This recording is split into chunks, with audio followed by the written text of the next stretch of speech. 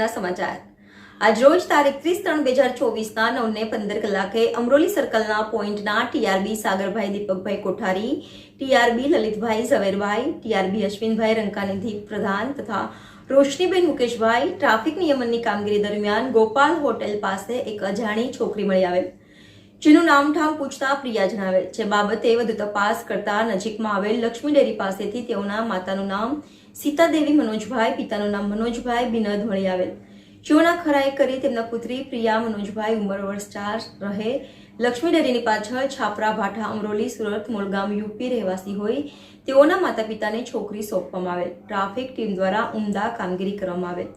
Reporter સાગર Solanki, NN news, Surat. દર્શક મિત્રો, તમારી આસપાસ બની રહેલી અવનવી ઘટનાઓ વિશે જાણવા માટે NN ન્યૂઝને લાઇક કરો, શેર કરો, સબસ્ક્રાઇબ કરો અને બેલ આઇકન પ્રેસ કરો, જેથી આપને નોટિફિકેશન્સ મળતી રહે.